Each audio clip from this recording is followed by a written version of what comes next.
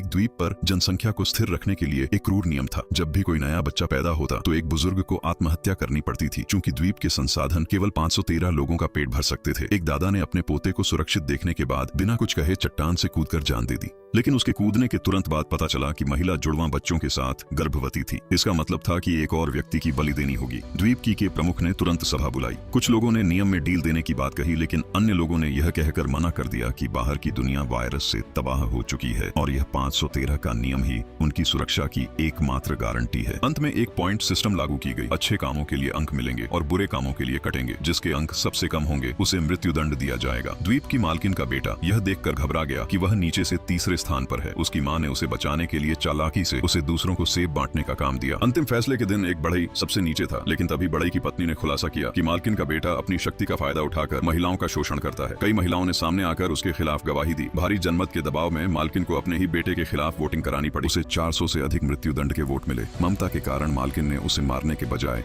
निर्वासित करने का फैसला किया। उसने चोरी छिपे उसे एक सोने का हार दिया ताकि वह बाहर की दुनिया में जीवित रह सके। बाहर की दुनिया खंडहर बन चुकी थी। सुरक्षा दस्ते ने उसे एक लावारिस बंदरगाह पर छोड़ दिया। वह दस्ता हर महीने शहर के काउंट के साथ संसाधनों का व्यापार करता था। अजीब बात यह थी कि काउंट और उसके लोग मास्क नहीं पहनते थे, जिसका मतलब था कि उनके पास वायरस की कोई वैक्सीन थी। भूख से तड़पते हुए हुआंग माओ की मुलाकात एक बूढ़ी औरत से हुई जो सामान बेचती थी। उसने चालाकी से उस बूढ़ी औरत की हत्या कर दी और उसका सामान हड़प कर खुद व्यापारी बन गया। लेकिन जल्द ही उसे आदमखोरों ने पकड़ लिया। अपनी जान बचाने के लिए उसने झूठ बोला कि वह द्वीप की मालकिन का बेटा है और काउंट को जानता है। जब उसे काउंट के पास ले जाया गया तो काउंट को पता चला कि उसे द्वीप से निकाल दिया गया है और उसकी कोई कीमत नहीं है। अपनी जान बचाने के लिए उसने गद्दारी की और काउंट को द्वीप पर घुसने का गुप्त समुद्री रास्ता बताने का वादा किया।